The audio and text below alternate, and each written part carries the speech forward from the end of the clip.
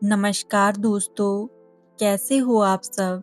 आज फिर मैं आपके लिए लेकर आई हूँ एक बहुत ही मोटिवेशनल और ज्ञानवर्धक कहानी। ये कहानी है माता पार्वती और भोलेनाथ की कहानी। तो चलिए दोस्तों, शुरू करते हैं। किसी गांव में एक बहुत ही गरीब ब्राह्मण अपनी पत्नी और अपने बेटे राजू के साथ रहता था। उस ब्राह्मण को जो भी भिक्षा मिलती या पूजा पाठ करके वो जो कुछ भी कमाता, उससे वो अपने परिवार का भरण पोषण करता था। एक दिन ब्राह्मणी ने कहा, देखो जी, मुझे अपनी कोई चिंता नहीं है। मैं तो भूख प्यास सहन कर सकती हूँ, पर राजू का ऐसे भूखा प्यासा रहना मुझसे सहन नहीं होता। ब्राह्मण बोला, तुम ठीक कह रही हो। तुम्हारी भावनाओं को मैं समझता हूँ, लेकिन मैं अपने भाग्य को भी तो नहीं बदल सकता। लगता है हमारे भाग्य में निर्धन रहना ही लिखा है। कितनी भी कोशिश कर लूं, पर कुछ कमा नहीं पाता। ब्राह्मणी बोली, ऐसे भाग्य के भरोसे रहना भी ठीक बात नहीं है।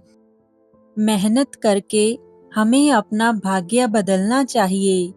आपको यहाँ से दूर शहर जाकर कमाना चाहिए और देखना, भगवान भोलेनाथ की कृपा से हमारा भाग्य जरूर बदल जाएगा।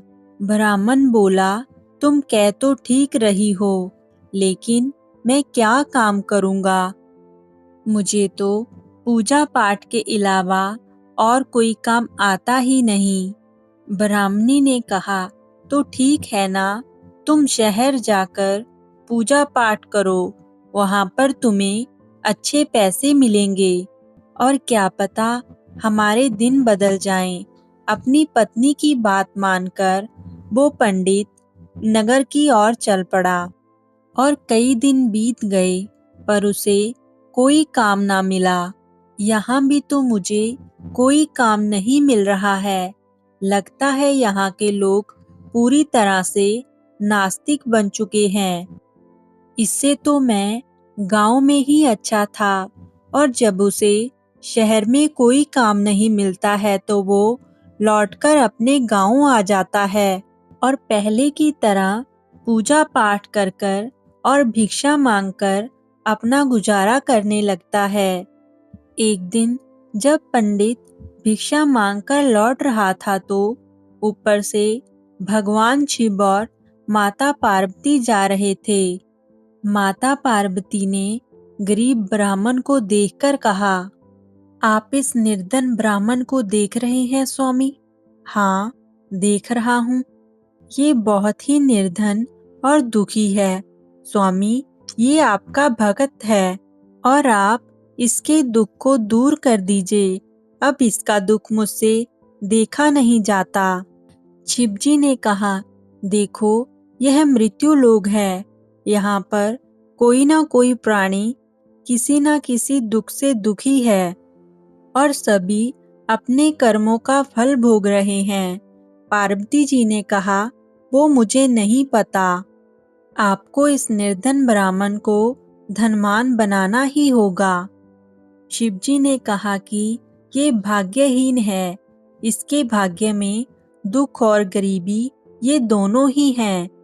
लेकिन पार्वती जी कहाँ मानने वाली थी। वो जिद पर अड़ी रही और अंत में हारकर शिवजी को उनकी बात माननी ही पड़ी। शिवजी ने कहा कि ठीक है, ये कितना भाग्यहीन है, ये तुम खुद ही देख लो। जहाँ से वो ब्राह्मण जा रहा था, वहां पर भगवान शिवजी ने सोने की एक ईंट रख दी।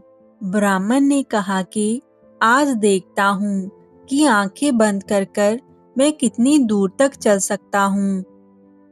ब्राह्मण आंखें बंद करके चलने लगा और सोने की ईंट से करीब होता हुआ वो आगे निकल गया।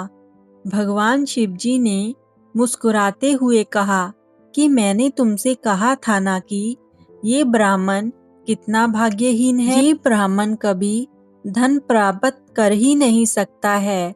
और उसके बाद माता पार्वती और भगवान शिव जी कैलाश पर्वत वापस लौट गए। लेकिन अब भी पार्वती जी उस ब्राह्मण के बारे में ही सोच रही थी। पार्वती जी बोली कि स्वामी, ब्राह्मण तो भाग्यहीन है, लेकिन उसके परिवार में तो 3 लोग हैं।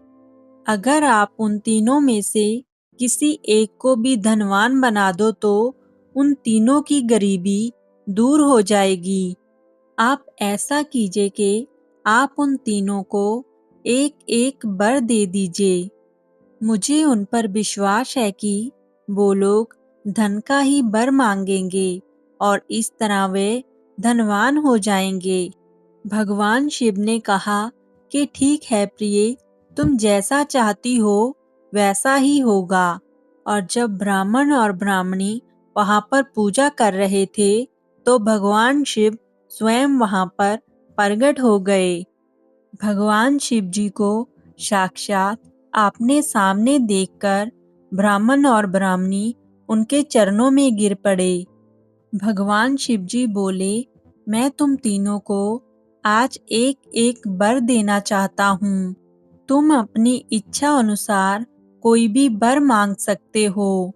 भगवान शिव के ऐसा कहते ही ब्राह्मणी बहुत उतावली होकर बोली, प्रभु, आप पहले मुझे वर दीजिए।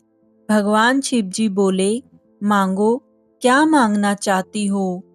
ब्राह्मणी ने कहा कि मुझे इस दुनिया की सबसे सुंदर और सबसे जवान औरत बना दीजिए और ऐसी सुंदरता और जवानी दीजिए कि मेरे मरते दम तक वो कायम रहे। भगवान मुस्कुराते हुए बोले, तथास्तु। और अगले ही पल वो ब्राह्मणी एक सुंदर नारी में बदल गई। उस जैसा सुंदर वहां पर कोई नहीं था।